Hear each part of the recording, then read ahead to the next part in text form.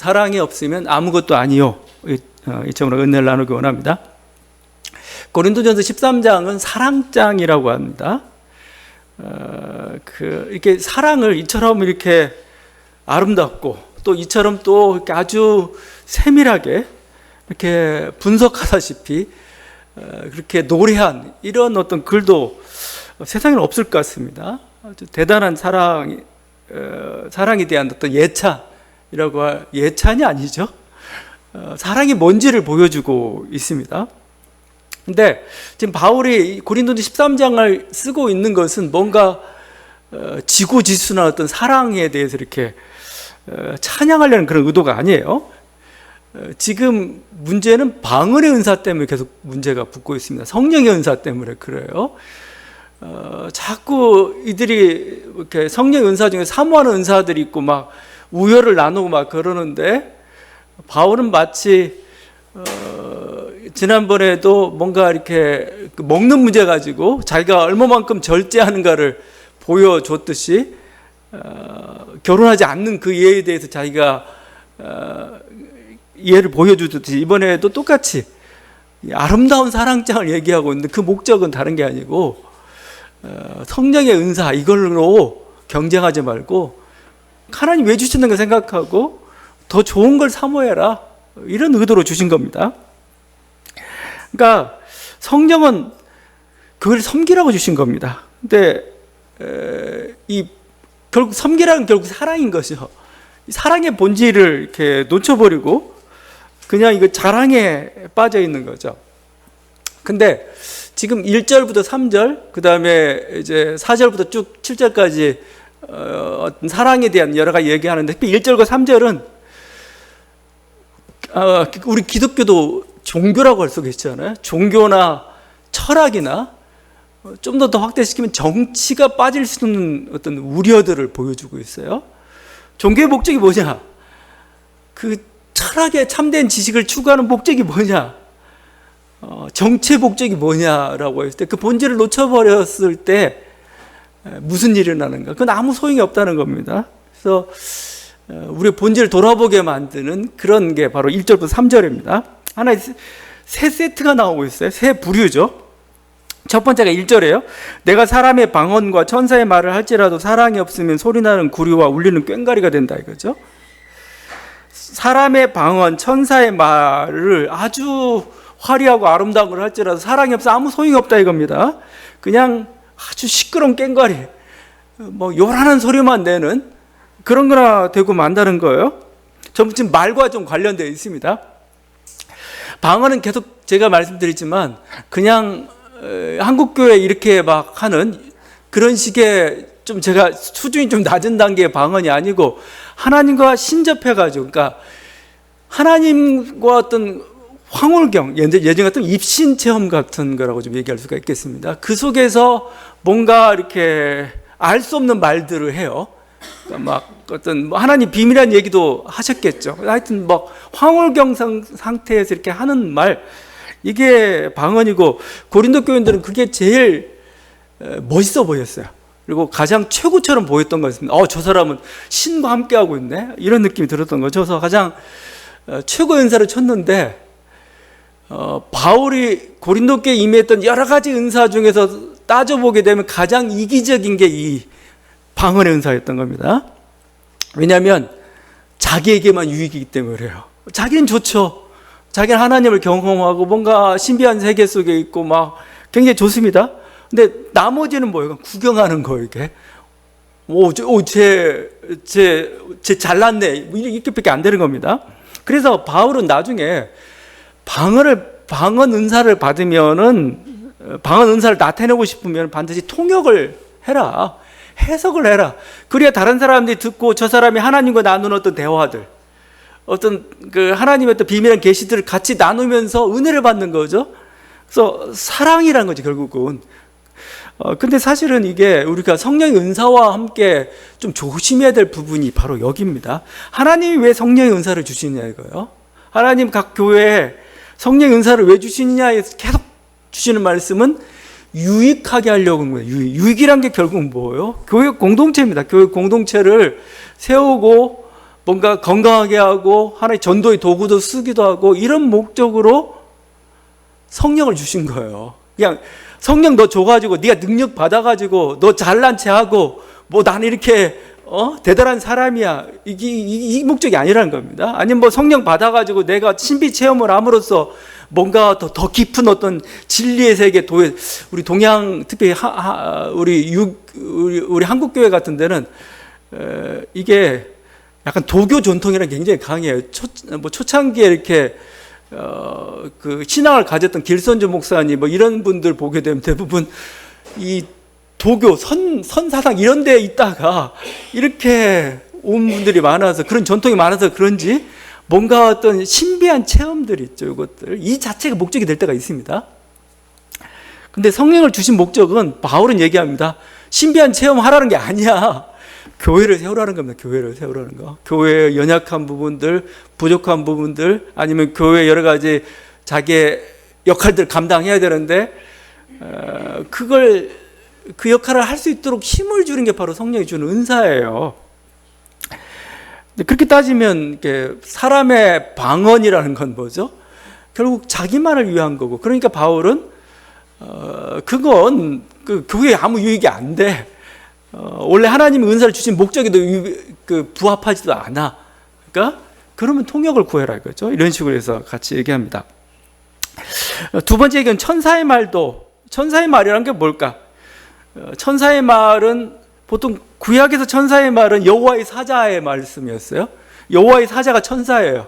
여호와의 사자가 예언자에게 임해가지고 하나님 말씀 막 전하게 했죠. 그 여호와의 사자의 말입니다.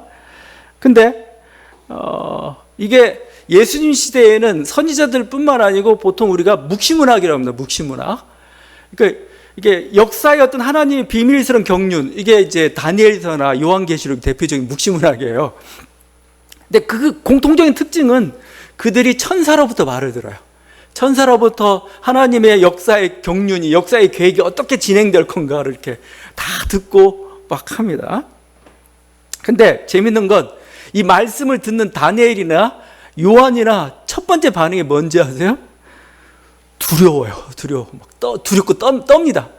떨고 심지어는 기절해버립니다. 기절해가지고, 물론 하나님의 어떤 경외라는 그것도 보여줄 수 있겠지만 결국 이 천사의 말로부터 나오는 말이 좋은 말이 별로 없어요. 대부분 다 심판의 말입니다. 그냥 이건 이렇게 되고 저렇게 되고, 이건 마지막에 이렇게 완전히 얼마만큼, 요한계시록만 봐도 얼마나 언어가 굉장히 폭력적입니다. 그냥 완전히 싹 쓸어버리겠다 막 이런 식이니까요.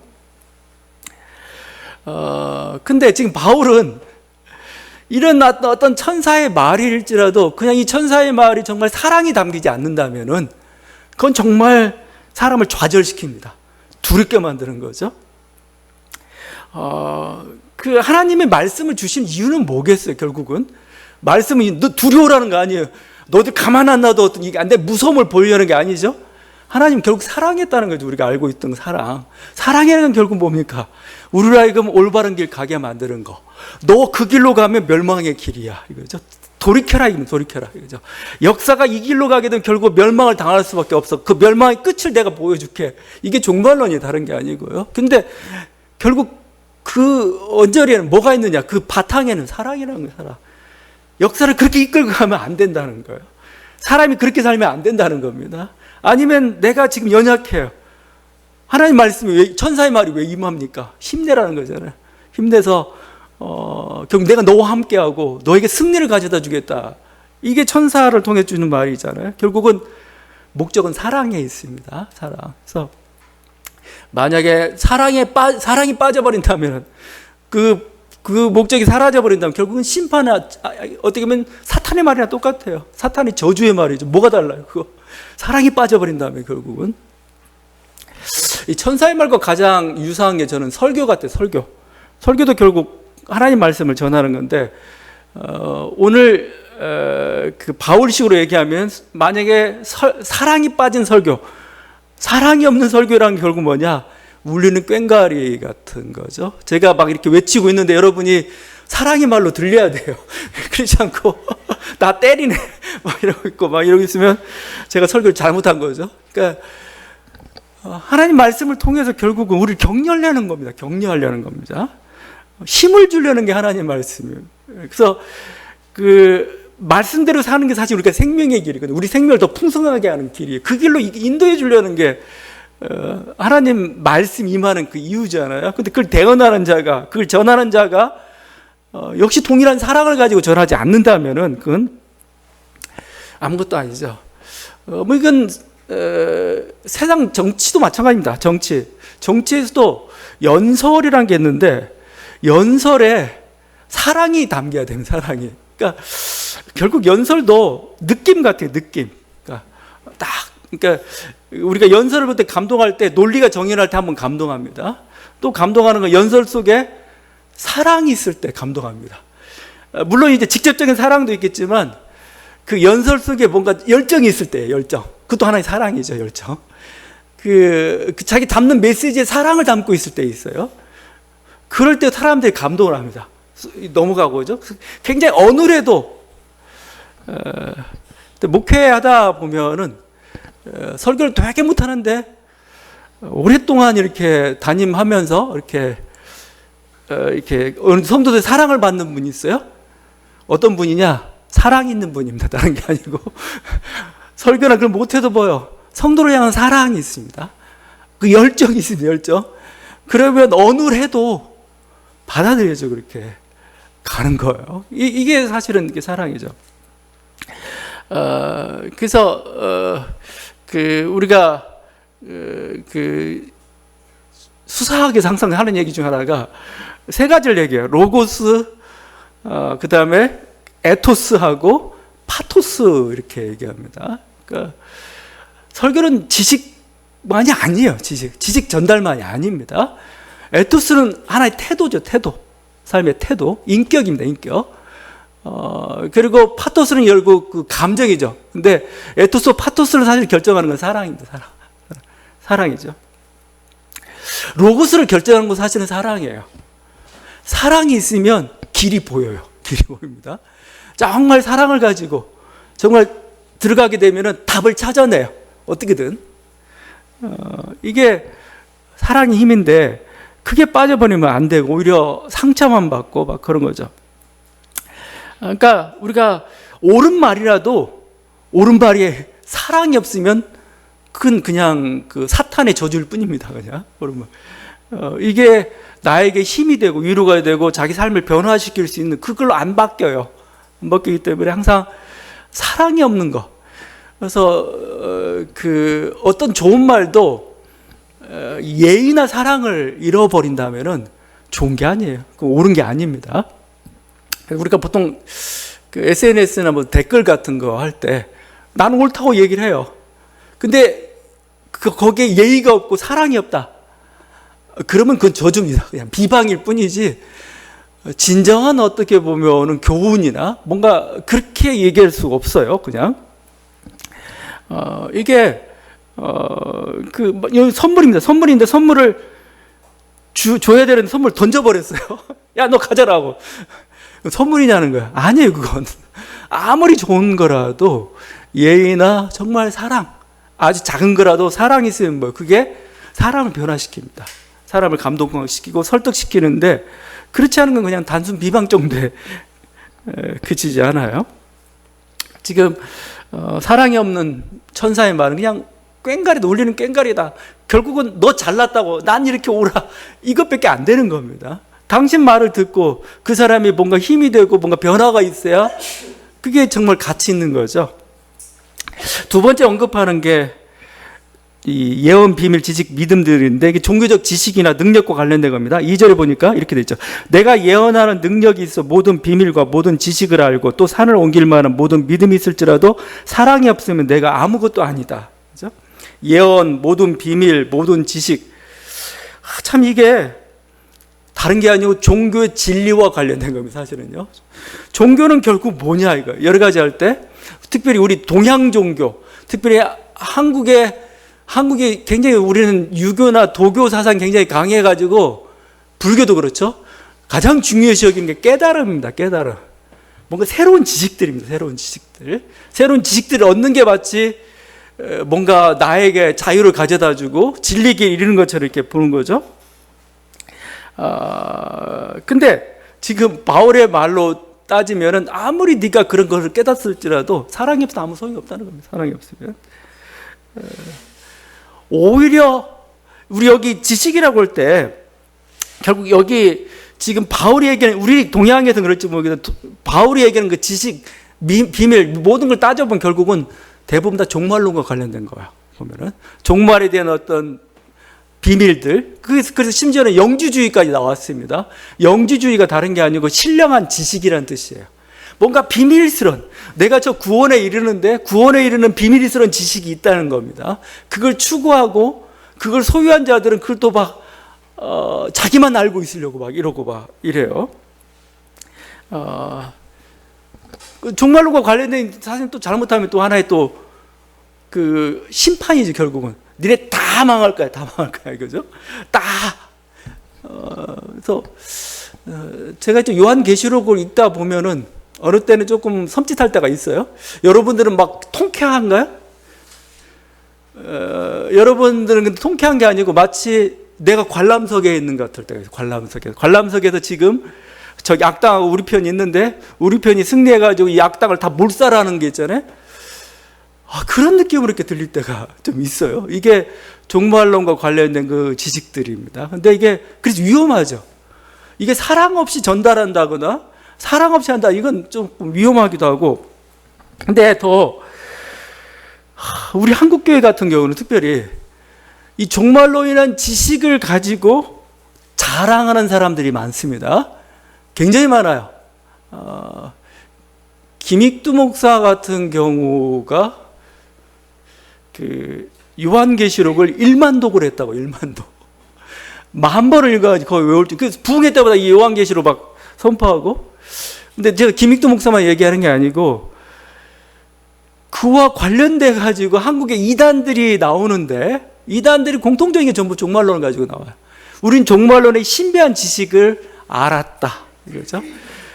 예수에 관한, 종말과 관련된 거죠. 신비한 지식들 내가 알았다 해가지고 대부분 다 그렇고, 세계적인 이단들도 마찬가지입니다. 세계적인 이단들도 뭐 여호와 증인, 몰몬교, 안식교 다 전부 예수의 재림의 시간을 예언했던 사람들. 언제 몇 월 며칠에 주님이 오실 거야라고 했다가 그게 안 맞았어요. 그래서 다른 식으로 변질됐지만 그 모든 게 공통적으로 이 종말론을 가지고 이렇게 등장해요. 근데 결국 이들은 종말론 때문에 결국 실패하는데, 결국 왜 그랬을까? 결국은 사랑이 없어서 그럽니다. 사랑이 없습니다. 사랑이 없는 지식을 추구했어요. 지금 그냥 모든 지식만 추구했어요. 모든 지식만. 근데 거기에 사랑이 빠져버린 그 순간에 그들이 잘못되고 왜곡된 길로 이렇게 가버리는 거죠. 그리고 이들이 지식만 추구했을 때 결국은 자기 자신도 사랑이 없어요. 실제 사랑이 없고, 뭔가 사실 율법입니다. 율법. 이런 어떤 깨달음, 이 깨달음에 동조하는 자들이 자기 세력이 되는 겁니다. 자기의 세력에 동조하는 자를 모아요. 계속 모읍니다.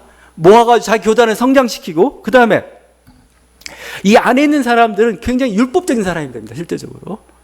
뭔가 왜냐면 지식 때문에 그래요. 사랑이 아니고 지식 때문에 저들이 거기에 들어갔기 때문에 그런 겁니다.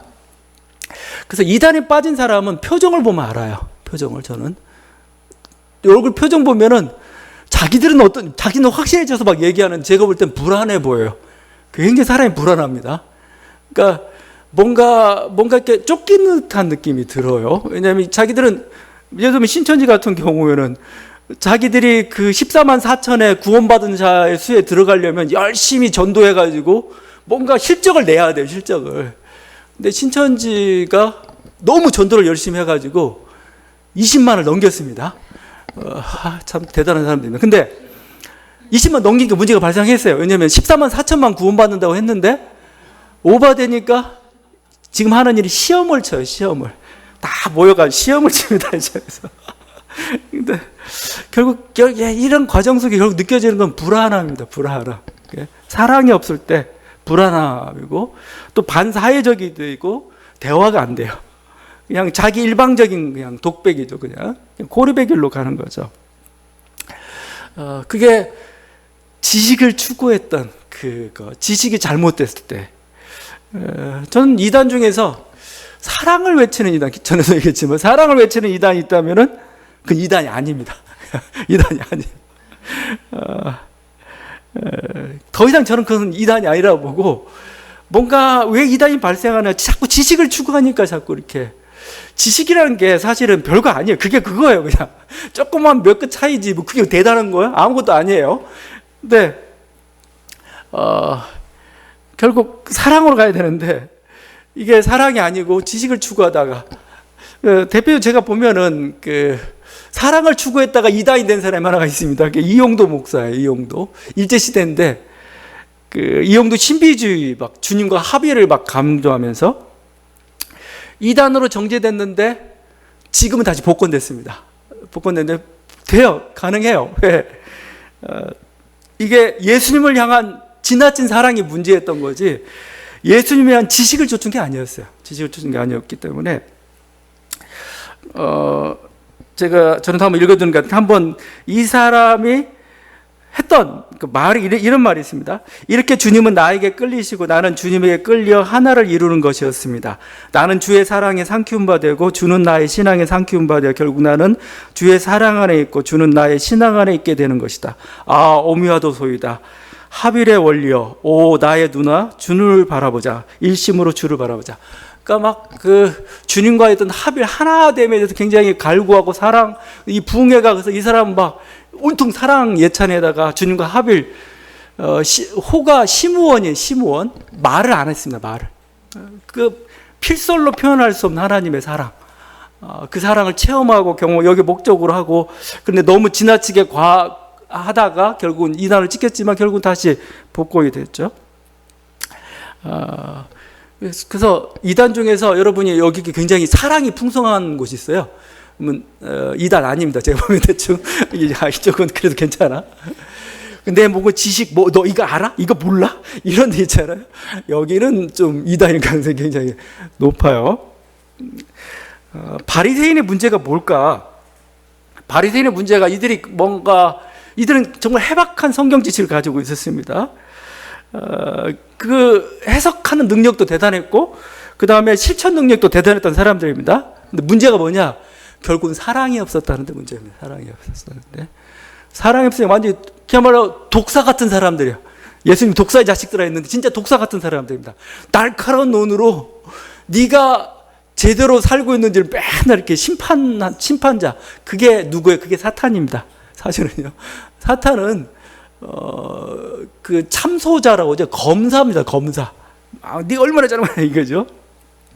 바리새인 그런 사람들이었죠. 우리는 막 대단히 경건한 사람처럼 보이는데 결국 사랑이 없으니까 어떻게 되는 줄 아세요? 왜곡돼 버려요. 이게. 그러니까 결국 이 판단이 하나님까지 판단해 버립니다. 하나님도 당신도 이렇게 하면 안 돼 되는 겁니다. 이렇게. 이건 하나님이 아니야. 이런 방식은 해방이 아니야. 이런 구원이 아니야. 결국은 예수를 죽여버리기까지 해버린 거죠. 현대의 경건한 기독교인도 문제입니다. 지금 이거. 사랑이 없는 지식은 사람을 죽입니다. 판단의 도구가 될 수 있고 경건한 크리스찬들이 얼마나 이렇게 위험한지 모르겠어요. 위험한지.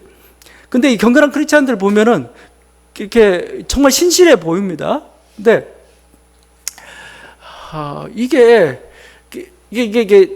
뭐죠? 이렇게 이런 이념이나 이런 교리에 이렇게 되면서 사람을 보지 못하면은 정말 마녀 재판 합니다. 마녀 재판.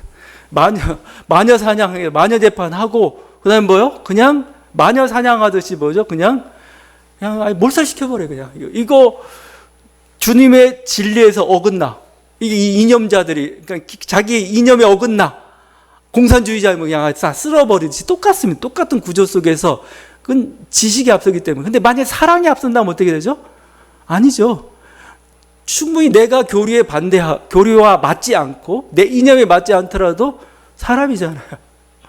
그럼 뭐 함부로 죽일 수 없어요. 이건 아무리 틀리더라도 함부로 죽일. 왜냐면 사람인데 사람의 생명을 내가 어떻게 빼앗아. 그러면 어떤 일이 발생하냐면 반대로 자기 교리를 의심하기 시작합니다. 자기 이념을 의심하기 시작합니다. 사람을 죽이는 교리고 사람을 죽이는 그런 이념이라면 이게 이상한 거 아니야? 이렇게 볼 수가 있는 거죠. 그러니까 여러분, 사랑이 앞서가야 된다는 겁니다. 그렇지 않고 어떤 이념도 어떤 교리도 안 돼요. 그 이념주의자들의 문제가 항상 그겁니다. 이건 뭐 공산주의자도 사실 마찬가지죠. 사람을 사람대로 봐야 되는데 그냥 자기 이념의 도구로 봐가지고 그냥 자본과 노동관계, 물질관계로만 이렇게 사람을 봐버리면 어떻게 사람이 보여요? 안 보이죠. 사도 바울은 사람을 봤어요. 그래서 뭐죠? 예수를 믿는 사람들 결국은 사랑을 본 사람입니다. 사랑을. 그 안인 하나님의 사랑을. 제가 이 얘기를 좀 하는 것은 지금 이제 우리 지금 한국 교회에서 좀 문제가 됐던 게 지금 퀴어 신학이 좀 문제가 되고 있어요. 퀴어 신학. 이렇게 동성애를 지지한다 해가지고 퀴어 신학 이렇게 하는데, 퀴어 신학을 뭐 비판하는 건 가능해요. 근데 어디까지 가려고 하냐면 이단으로 정지하려고, 이단으로. 자기들 이단으로 규정해내야 뭔가 더, 저건 확실한 적이야 이렇게 규정하고 싶은 거죠. 근데 그 사람들이 지금 사람을 못 보고 있어요, 사람을. 그 성 정체성 때문에 지금 고통을 겪고 있는 그 사람을 못 보는 거예요.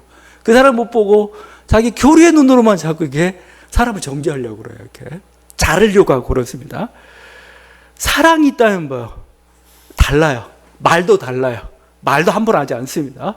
정말 그 사람들이 고통에 대해서 내가 동감하고 있고 사랑해요. 근데 성서와는 좀 달라요.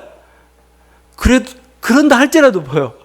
태도가 달라요. 태도가 말할 때, 말 한마디에. 근데 사랑이 없으면 뭐죠? 그냥 일반적으로 문자만 갖다 대는 겁니다. 니네는 지옥의 마귀 자식들이 그냥 해버린 거죠. 문제는 사랑이 없다는 거고, 그 다음에 그럼 이들이 퀴어 신학 이런 것들은 성서에 위반되고 자기들 성서 문자와 이렇게 잘 안 맞기 때문에 이단인가? 이단 아니에요. 왜냐하면 사랑이 있기 때문에 이단이 아닙니다. 제가 하는 얘기는. 왜냐하면 그렇게 연약한 자, 가난한 자에 대한 뭐죠? 사랑이죠. 정체성으로 고민하고 있는 사람들에 대해서. 실제 이들은 소수자라고 하죠. 이들이 당당하게 나는 마음대로 뭐 성행위 할까? 그게 아니에요. 이 사람 지금 위축되어 있어, 계속. 나는 남자인데 왜 다른 남자를 좋아해? 뭐 이런 거죠, 이렇게. 자기 자신도 고통을 겪고 있는 이 사람인데 이거에 대해서 뭐죠? 너와 함께 한다 이거죠. 나는 너와 함께 하면서 하나님의 뜻에 대해서 찾아가고 있다. 이게 퀴어 신학입니다. 사실은 다른 게 아니고요. 이단 아니에요, 결국.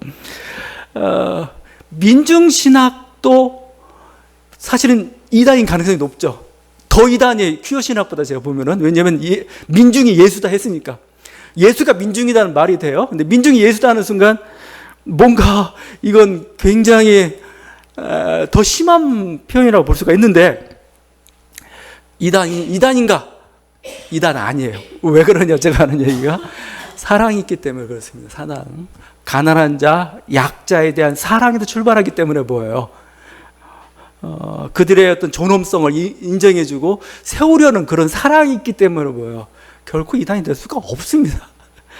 이런 사랑이 있으면 뭐예요? 하나님이 결국은 온전한 길로 수렴시켜 갈 거예요. 여러 가지 조정해 가면서. 그러니까 이게 우리들이 사랑이라는 거, 여기 뭐 도대체 이 산을 옮길 만한 믿음도 언급하죠. 도대체 산을 옮길 만한 믿음이 뭔지, 그거 이렇게 산을 옮길 만한 믿음, 뭐 이거 대단한 믿음이고 우리는 뭐 그런 어떤 사람들을 칭찬을 하고 막 그렇습니다. 결국 근데 믿음이 왜 필요했냐를 물어봐야 돼. 믿음이 왜 산을 옮겨요? 가만히 있는 산을 왜 옮겨? 그냥 가만 놔두면 됐지. 결국 이걸 통해서 뭐죠? 사랑입니다. 사랑. 하나님의 살아계심을 보이고, 그래서 뭐죠? 이걸 통해서 뭐죠? 어둠에, 아니면 이 땅의 물질의 논리에 갇혀 있는 그 사람들이 그 기적을 통해서 뭐죠? 보이지 않는 영원한 세계를 바라보게 만들고, 그래서 결국은 이렇게 온전하게 진정한 참다운 생명의 길, 인간의 길을 갈 수 있도록 만들어주기 위해서 그 산을 옮기는 그런 믿음을 행하는 거 아니겠어요? 한 사람을 위해서 구하기 기적이 필요한 거고, 그 사람을 구할 수 있는 다른 길이 있다면 뭐요? 기적 필요 없어요. 그냥 그 길로 가면 되는 거지. 기적은 도구일 뿐이에요. 도구. 수단일 뿐입니다. 목적이 아니에요, 결국. 그러니까 또 역으로 이렇게 기적을 만들 것 사실은 사랑입니다. 사랑이에요. 사랑은 답을 찾아가요. 사랑은 불가능한 것도 가능하게 만들어버려요. 이게 사랑입니다. 사실은 기적에 근저에 있는 게 사실은 사랑의 힘이고, 기적의 목적도 사실은 또 사랑이고 그런 거죠. 아닌 건 다 자기 자랑에 이렇게 불과한 거죠. 저는 하나님의 어떤 이게 창조라는 것도 하나의 놀라운 기적이죠. 무에서 유를 만들었으니까. 근데 결국 이 창조를 만들어낸 힘이 뭐냐라고 얘기했을 때 결국은 사랑이에요. 사랑이죠. 뭐냐면 피조물에 대한 사랑입니다. 사랑. 우주 만물, 자연, 인간 이런 존재들이 자기 어떤 생명을 의식하고 자기 생명을 영위해가면서 자기라는 존재를 알아가고 자기 자를 풍성하게 만들어가고 그 발판을 아이를 낳은 거야. 아이를. 우리가 아이를 낳아요. 아이를 왜 낳아요? 나중에 노년의 보험으로서 낳는 거 아니죠. 아이.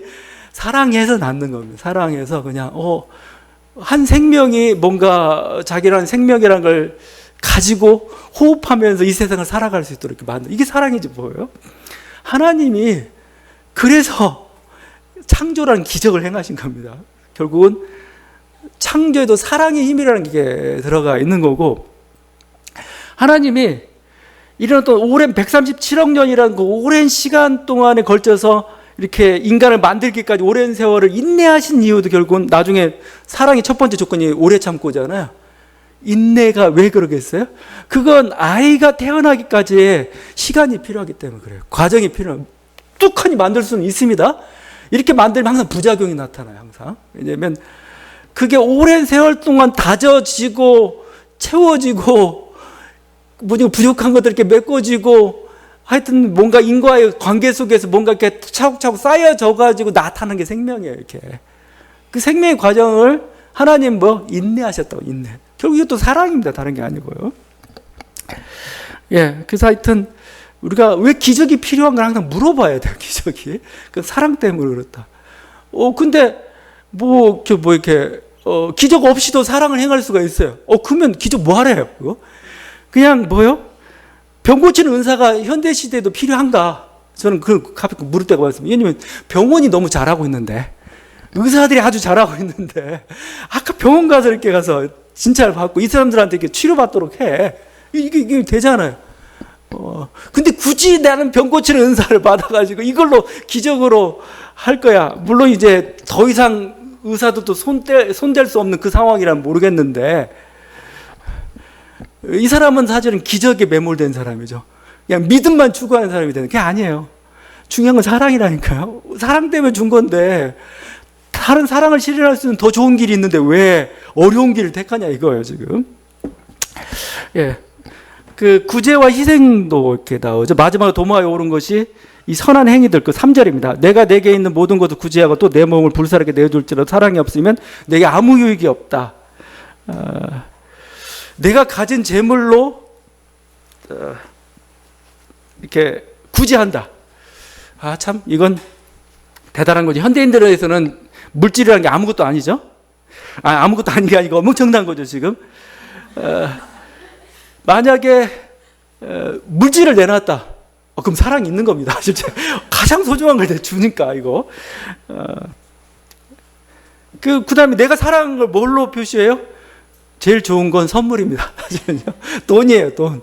그걸 통해서 날 사랑하는구나 이렇게 좀 이렇게 알고, 이게 인간이 되어서 사실 돈을 내어놨다는 것은 대단한 사랑입니다. 제가 보기에는. 근데 그 이면을 보면은 이 구제가 진정한 사랑에 기초하지 않은 게 있을 때가 있죠. 다른 목적을 가지고 갈 때가 있어요. 예를 들면 어떤 자기의 어떤 명예를, 이건 이제 주로 정치인들이 행하는 일들이죠. 구제를 통해 가지고 어떤 이렇게 자신의 너그러움을 이렇게 세상에 보이려고 사진 찍고 이런 거, 사실은 그건 자기 명예, 뭔가 이익을 목적으로 하는 거죠.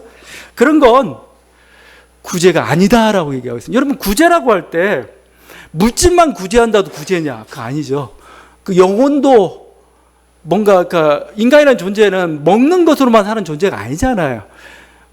내가 구제는 받았지만 내가 비참함을 느낀다면, 그래서 오히려 자존심이 상한다면 뭐죠? 안주는만 못할 때가 있어요. 진짜 기하선상에 있으면 먹는 게 중요할 수가 있겠지만, 이게 그래서 사실은 예수님 말씀처럼 오른손이 하는 일을 왼손이 모르게 하는 게 진짜 진정한 구제입니다. 그 오른손이 하는 일을 왼손이 하는 게 모른다. 뭐죠? 자기는 만족감이 없어요. 이게 내 구제했어 이런 만족감이 그 만족감도 없습니다. 정말 순수한 구제고, 그다음에 뭐요?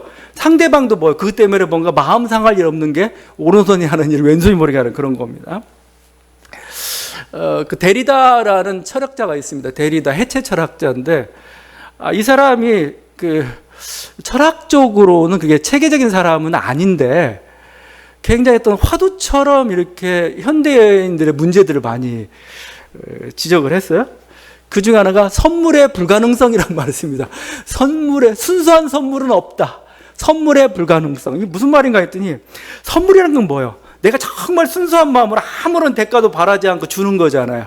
그 상대방은 받았을 때 기분이 좋고 뭔가 행복해지고, 뭔가 이게 바로 선물입니다. 선물. 이게 순수한 선물입니다. 근데 세상에 이런 순수한 선물이 어딨냐 이거예요. 가능하냐라고 얘기합니다. 만약에 내가 선물을 줘요. 선물을 주는데 내가 만족감을 느껴요. 나는 저 사람 구제해줬어? 나는 이렇게 훌륭한 일을 하고 있어. 만족감을 느끼면 데리다의 기준으로는 순수하지 않다는 겁니다. 대가를 받았어요, 이미. 그게 물질적 대가는 아니더라도 뭔가 영적인 만족을 자기가 얻은 거죠. 이거 순수하지 않다라고 하는 겁니다. 그러니까 데리다가 자꾸 이걸 가지고 뭐라고 하는 게 아니고, 선물에 주고받는 어떤 정치성을 지금 논하고 싶은 거예요. 네 선물 속에 뭔가 이 사람들이 전부 자기들의 어떤 그 욕망을 실어가지고 이런 동구로 되는 거죠. 만약에 받는 상대방이 받았는데 부담감을 느껴요. 뭔가 비참함을 느껴요. 이것도 순수하지 않다 이겁니다. 선물 효과를 제대로 못 이루고 있다라는 거죠. 그래서 정말 이 선물이 그런가 이거죠. 이게 정말 순수한 선물로서 우리들이 주어주고 있는가. 여러분, 이게 사실은 사회적으로 한참 문제가 됐던 게, 복지를 보편적으로 해야 될 거냐, 차별적 복지냐, 사실 이 문제도 붙어요. 내가 선물을 받았는데 나는 비참해요, 굉장히. 나는 왜 이렇게 가난해가지고 이렇게 자존심 상하게? 그거 하지 말자는 게 보편 복지잖아요, 그냥. 차별하면 그런 거 생기니까 그거 하지 말자. 그러니까 하여튼 여러 가지 어떤 그 문제들이 발생하고 있습니다. 어떤 게 내가 구제했는데 어떤 게 사랑이 없는 구제에는 상대방이 뭔가 그룹감을 가져다 주고, 나는 어떤 그다음에 자존심까지 상하게 하죠. 그래서 보니까 유대인들은 실제 구제에 대해서 많은 논쟁을 폈습니다. 이들은 그 성서나 유대인들은 자선 구제를 최고로 가치로 칩니다. 자선 구제는 자기를 마치 하늘나라를 인도하는 중요한. 그래서 지금 중동인들도 그 중동 거지가 큰 소리 쳐요. 왜냐하면 이슬람도 그 영향권에 있어가지고, 도우면 뭐예요? 도움을 받는 사람이 내가 도움을 받았기 때문에 너 그것 때문에 천국 가? 이러면서 이렇게 오히려 큰 소리를 치기도 하고 막 그래요. 근데 유대인들도 구제를 해야 되는데 정말 하나님이 받으시는 구제가 뭐냐라고 하면서 은밀한 구제를 얘기합니다. 이들도 은밀한 구제. 근데 은밀한 구제가 뭐냐면 이런 겁니다. 받는 자가 누구에게 받았는지도 알지 못하고 주는 자가 누구에게 주는지도 알지 못하는 게 진정한 자선이다. 어떤 납비는 가다가 누굴 도와주고 싶어요. 근데 도와줘야 돼요. 어떻게 하냐면 가다가 돈을 흘려요, 몰래. 그 앞에다가 돈을 갖다 놔요. 왜냐하면 상대가 자기가 준지 모르게 이렇게 전혀 나에게 공로나 그걸 상대방이 부채질을 느끼지 못하도록. 그래서 그래야 그게 정말 진정한 자선이야 라고 이렇게까지 얘기합니다. 누구에게 무엇을 주어서 그로 부끄럽게 하기보다는 아무것도 주지 않는 것이 더 낫다. 그렇죠? 실제 그렇죠. 이게 그냥 구제라는 형식이 아니고 구제의 사랑이 담겨있기 때문에 그래요. 저 사람이 정말 이 선물을 받아가지고 기분이 좋을까 이거죠. 저 사람 정말 행복해야 되는데 돈은 받았는데 마음은 굉장히 뭔가 이렇게 상해있네? 그러면 안 되죠, 그건. 그건 온전한 구제라고 볼 수가 없는 거죠. 여러분, 그래서 우리 구제가 정말 영혼을 살리고 사람을 살리는 그런 구제가 되어야 되는 거죠. 마지막으로 이거 자기 몸을 불사르게 내어주는 그런 사랑. 자기 몸을 불사르게 저렇게 내어주는 건 뭐 정말 사랑이라고 할 수가 있죠. 실제 그 인도나 동남아 불교에서는 소신공양이라는 게 있습니다. 진짜 몸을 내줘요. 근데 인도 철학의 그 예수님 당시 이쪽 바울 당시에도 로마 사회에도 전파가 됐습니다. 인도인들이 와서 실제 소신공양하기도 그래요. 소신공양을 제가 왜 소신공양일까 했더니 부처님께 자기 몸을 드린다고 그래요. 이렇게. 근데 생각해보니까 부처님이 그거 받을까? 그 몸뚱아리 왜 받아 부처님? 왜 소신공양하지? 근데 하여튼 뭐 자기들 이런 거 있죠. 근데 이제 요즘은 이제 현대 사회에서 하나의 투쟁의 방편으로 돼 있죠. 또 티벳이나 옛날 베트남 같은 데서 이제 실제 분신처럼 이렇게 해가지고 이렇게 저항하는 그 방식으로 합니다. 근데 하여튼 자기 생명을 불태운다는 정말 대단한 그 희생입니다. 근데 자기 생명을 내어주면서도 이렇게 실제 사랑이 없을 때가 있어요. 실제. 결국 내 생명을 내주는 이유는 뭐? 내 생명을 드려야 저 사람이 살기 때문에 그게 저는 진정한 그 소신공양이라고 봐요. 그러니까 내 생명을 들여서 뭐 저 사람 생명을 살리는 겁니다. 이게 그게 되지 않는다면은 그건 그냥 아니에요. 근데 결국 거기는 사랑인데 자기 몸을 불사르게 내어준데 이 내어줄 때 그 동기가 사랑이 없을 수가 있습니다. 사랑이. 왜냐하면 인간이라는 존재는 자기 명예를 굉장히 중요시해요. 자기 이름을 굉장히 중요시 여기는 사람입니다. 자기 명예, 자기 이름.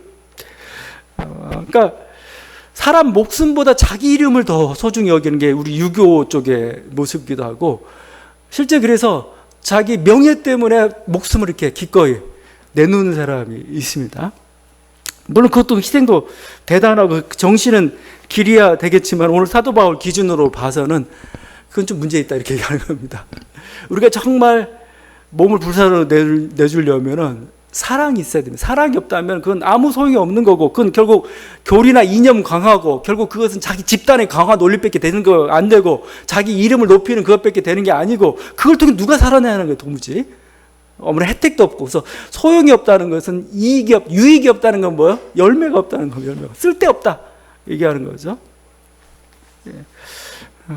예수님의 십자가는 정말 자기를 완전히 주는 그 사랑이죠. 그 예수님 십자가의 사랑을 자기를 주심으로써 모든 인류가 살아나는 놀라운 일이 벌어졌던 거죠. 이게 진정한 사랑이고 주님에게도 이런 목표가 있었기 때문에 자기 몸을 들이신 거 아니겠어요? 그냥 내가 의로움을 보이기 위해서 내가 정당한 길을 갔다는 건 그게 아니었죠. 결국은 내가 죽어야 사람을 살릴 수가 있기 때문에 결국 그 길을 가셨던 게 주님이셨고 우리는 그 사랑의 힘을 입고 있고 그래서 이 사랑의 힘을 입었던 그 제자들 요한이나 사도 바울이나 하는 말이 그거죠. 너도 예수님처럼 다른 사람 친구를 위해서 자기 몸을 내어주는 사람들이 되라고 이렇게 요구하고 있고 그래서 다른 사람을 결국 살리라라고 말씀하고 있습니다.